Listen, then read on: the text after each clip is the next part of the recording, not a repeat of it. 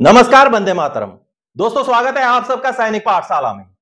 सिर्फ हंगामा खड़ा करना मेरा मकसद नहीं, मेरी कोशिश है कि यह सूरत बदलनी चाहिए। मेरे सीने में नहीं तो तेरे सीने में सही, हो कहीं भी आग लेकिन आग जलनी चाहिए। दुष्यंत कुमार जी के ये मशहूर लाइंस हैं दोस्तों, जो आज के वीडियो में मैच करते हैं। आज के इस वीडियो में कुछ बड़ी जानकारियां, कुछ खुशखबरियां लेकर के आया हूं दोस्तों। तो चलिए आगे बढ़ेंगे। जैसे आप पॉइंट देख पा रहे हैं बोर्ड पर, उन पॉइंट्स के हिसाब से जानकारी हासिल करेंगे।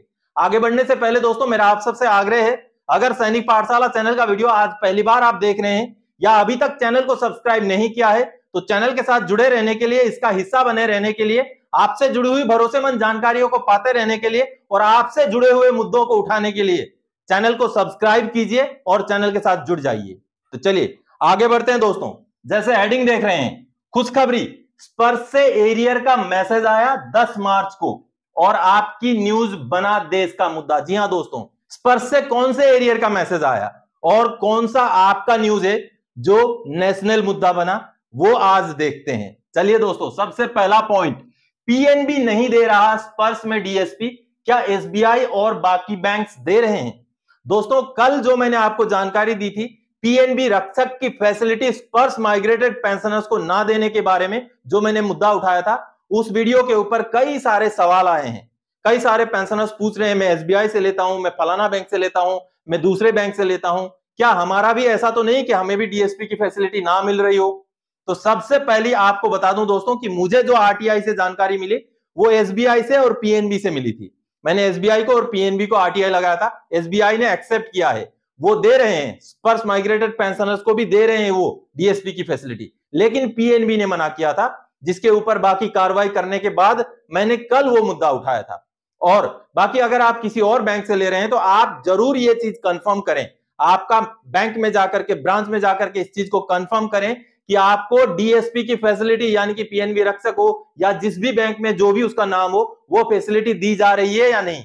आपका जो अकाउंट का टाइप है वो उस अकाउंट के टाइप में है कि नहीं जिससे आपको डीएसपी की फैसिलिटी मिल सके। आप ब्रांच में जाके पता करें, और कहीं से आपको कुछ जानकारी ना मिल पाए, आप बिल्कुल कंफ्यूज हो जाएं, तो आप एक आरटीआई डालिए। आरटीआई से आपको बैंक की तरफ से जवाब मिलेगा कि आपका डीएसपी अकाउंट है या नहीं है। तो इसमें बाकी बैंक वालों को शंका करने की जरूरत नहीं है। जिस बैंक में फैसिलिटी है उनमें मिल रहा है, लेकिन जिनमें नहीं है उनके लिए है ये मैसेज। और खास करके कल का जो वीडियो था वो पीएनबी से जुड़े हुए पेंशनर्स के लिए था दोस्तों, जो स्पर्श में माइग्रेटेड हुए हैं। चलिए अगली जानकारी, क्या अकाउंट ट्रांसफर करवा लें? दोस्तों, अगर अकाउंट ट्रांसफर ही करवाना है तो कल को जिस बैंक में आप ट्रांसफर कराएंगे हो सकता है वो भी बंद कर दे डीएसपी की फैसिलिटी। इसलिए हंगामा खड़ा करना हमारा मकसद नहीं हो सकता है। हमें जो है सूरत बदलनी है, यानी कि हम अकाउंट ट्रांसफर नहीं करेंगे, हमें चाहिए पीएनबी में डीएसपी की फैसिलिटी, पीएनबी रक्षक की फैसिलिटी लागू किया जाए। जी हां, अकाउंट ट्रांसफर करना कोई सॉल्यूशन नहीं है। सॉल्यूशन है जो बंद किया गया है, जहां बंद किया गया है वहां पर वो शुरू किया जाए वो सुविधा। जी हां, चलिए अगला एक पॉइंट उठा था, सरकार बैंक पर दबाव नहीं डाल सकती। किसी ने मैसेज भी किया था, किसी ने मुझे व्हाट्सएप में भी मैसेज लिखा कि सरकार तो बैंक पर दबाव नहीं डाल सकती, कैसे होगा फिर डीएसपी? पीएनबी ना माने तो? क्यों नहीं मानेगी?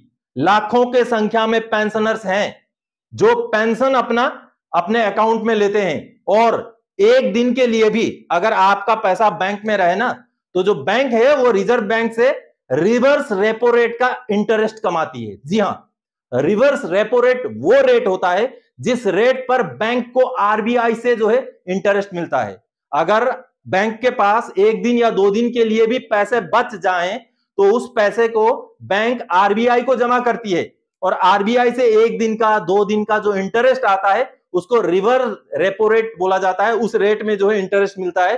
तो आपका अगर पैसा, हमारा अगर पैसा बैंक में है, अगर 10 दिन के लिए भी है, 20 दिन के लिए भी है, उसका इंटरेस्ट तो हमें तो नहीं मिलता है, लेकिन उनको 1 दिन के लिए भी रहता है जो आरबीआई में डाला जाता है, उसका जो है इंटरेस्ट मिलता है।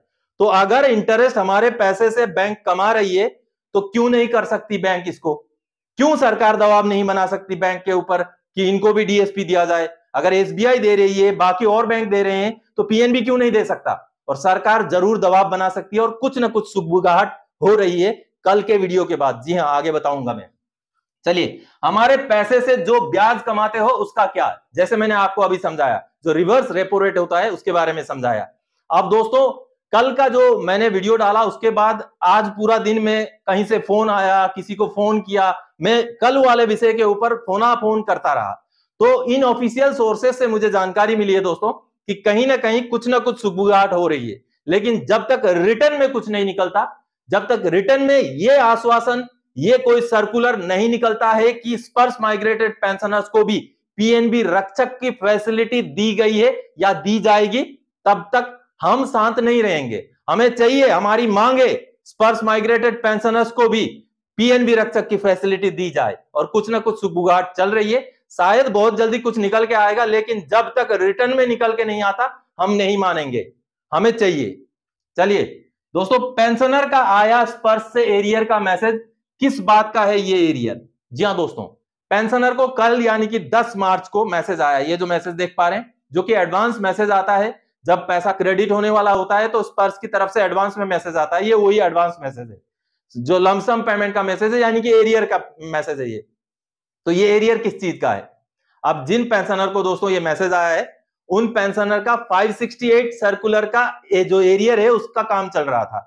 उनका नॉन पेमेंट सर्टिफिकेट भी स्पर्श को जा चुका था।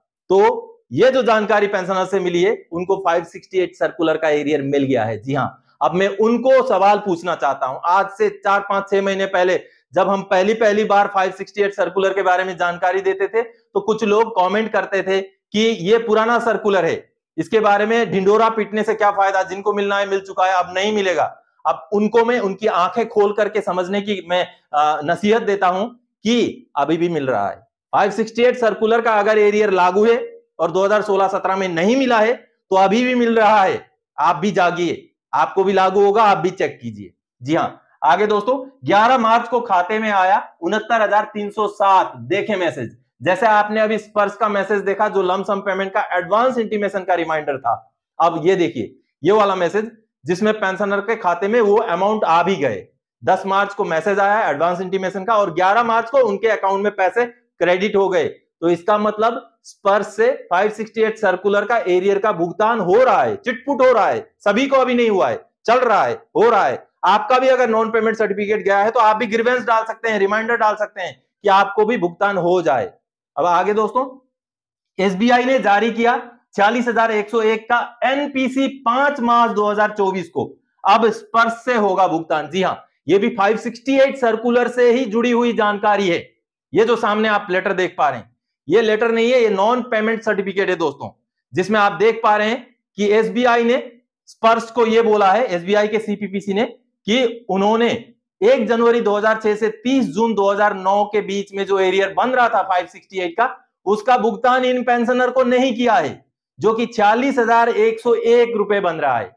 तो उन्होंने ये लिखा है कि हमने ड्यू ड्रॉन स्टेटमेंट और साथ ही साथ नॉन पेमेंट सर्टिफिकेट आपको भेज रहे हैं ताकि आप इन पेंशनर को भुगतान कर दीजिए। तो इससे यह पता चलता है दोस्तों, अभी मार्च 2024 के महीने का है ये नॉन पेमेंट सर्टिफिकेट।